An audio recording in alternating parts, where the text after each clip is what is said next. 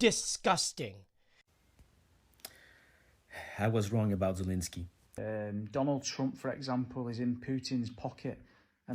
President Zelenskyy over here with the plans to attack and bully. Americans' reaction to President Zelenskyy from Ukraine.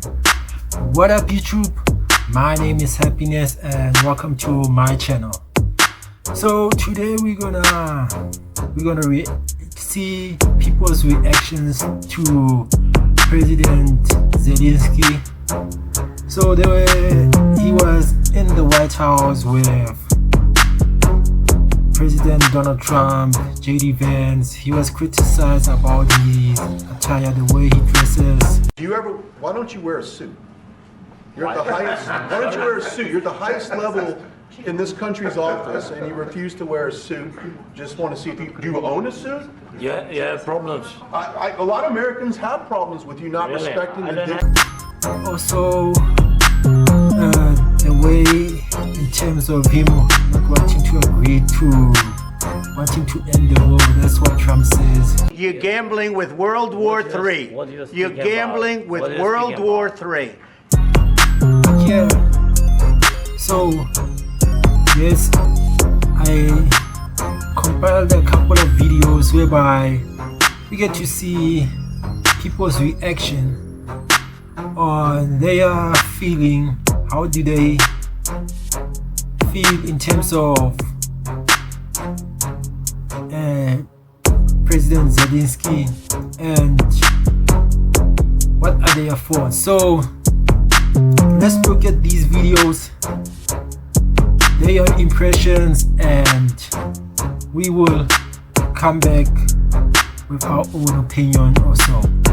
And also remember to like and subscribe to my channel Politics Bro, which is growing day by day. Yes, let's look through these videos, man. Peace out. As an American, what we just witnessed on TV is disgusting.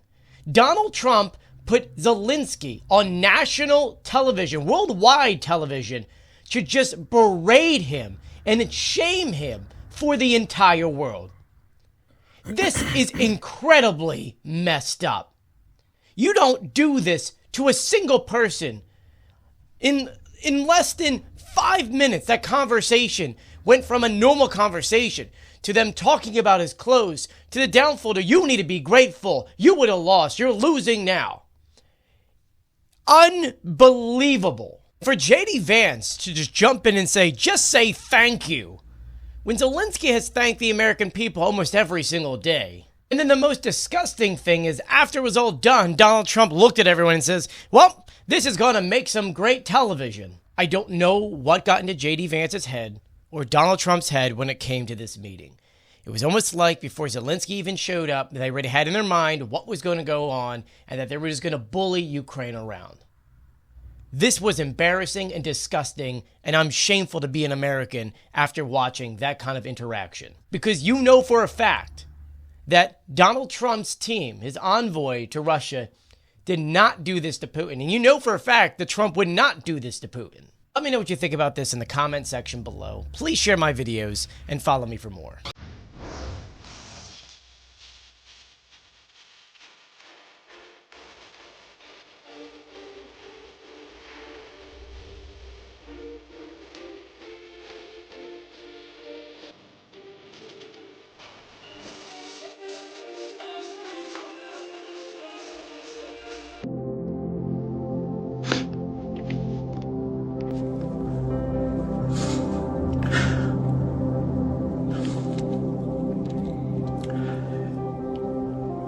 This man is fighting for his country.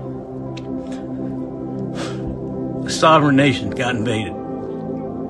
His people were dying. And this motherfucker talks about him wearing a suit. I hate this fucking country.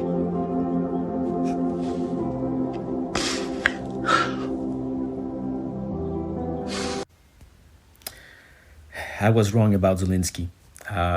in the previous post, I said that to face Trump tariffs, we need Canada to be united, to stop being divided. And I also said that we need to choose our next leader carefully. We need someone that won't sell us to Trump or Trump and Putin. That we need our Général de Gaulle, our Winston Churchill, that will be there to help la résistance. And I also said that I put in the name of Zelenskyy there. And I shouldn't have, because Zelenskyy is unique, and he should be an inspiration for any world leader right now. I stand with Ukraine in their fight against Russia. I think that the world should follow their footsteps. I watched a documentary this afternoon called Active Measures. It's on YouTube. It's a 2-hour watch, so it's quite long, but worth the time. It should be mandatory to vote in every country around the world. And it reminded me of the Orange Revolution in the 2000s, where after Russia has mingled with the elections, the people of Ukraine went to the street and forced the government to redo the elections. And I think that it should be an inspiration, and that we really need that kind of movement, not only in Ukraine, but around the world. We need to show, and it has to come from the people, we need to show all leaders that we won't go down easily. We need to find left, right, center, liberal, conservative, what we all agree on. We have to stop being divided, and we need to come as one man and make sure we're heard. So who wants to start the movement? Who wants to start the new Orange Revolution? I'll follow gladly anyone who's pushing that narrative. Bye. Right, after the news last night with Donald Trump and Zelenskyy, I've noticed this morning a lot of people are very misguided online. They put in stuff on saying that Donald Trump, for example, is in Putin's pocket and they're all bullies and everything. No, wake up. Zelenskyy and his country have fiddled millions, billions out of every other country. They've had 12 billion alone out of the UK, taxpayers' money. Just think what that 12 billion could have done for our borders. Just imagine what it could have done for our ex-army veterans and our homeless. Just think the 12 billion of our money has been handed to Zelenskyy, and all the other countries, America have given 350 billion, and there's nothing to be seen. None of this money is anywhere to be seen in Ukraine right now, and I mean that by in weaponry. So they're still using old-fashioned guns from the World War II, and Zelenskyy is going to disappear soon. He's probably going to buy himself some new fingerprints and a face, and he'll never be seen again. I estimate he's probably stacked away around 150 billion. His boys have probably got the rest. Anyway, remember, Donald Trump is a good man. Donald Trump can see right through it. I don't care what anyone says. Everyone's going on saying he's a bully, this and that. Zelenskyy was very disrespectful, and you could see right through it. They were trying to prolong the scam by putting on his attitude in the office and saying that they're being attacked, this and that. The war would have been over ages ago. They would have all been dead months ago if it wasn't for all the other countries assisting him. So he's got greedy. He's trying to carry it on. Donald Trump's given him the option to cease fire. He's literally refused that last night. And when Donald Trump said that he would end the war in 24 hours, that was his attempt. So who knows what's coming next? All I can imagine is no one's going to fund Ukraine anymore with anything, and it would probably only be the idiots in the UK, Keir Starmer, which probably will continue because he wants to look good because he knows he's hated. And I think that Ukraine will fall. I think that Putin's going to win, and that'll be the end of that, and all the prices of our food and our gas and electric will drop, and we can all start living again, and people that are suffering right now will have a better quality of life. So the sooner the better, really. I really hope that President Zelenskyy and the Ukrainians know that what happened was not Zelensky's fault. Trump was never going to sign that deal.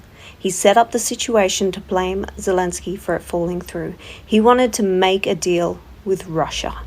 He's nothing but a narcissist who doesn't care about anyone except for himself, not even his own country, because he cares more about money for him and his buddies, and he doesn't care about protecting democracy. He doesn't understand that Ukraine is sacrificing everything at the moment to keep an authoritarian dictator from invading the rest of Europe and eventually America, as Zelenskyy tried to tell him.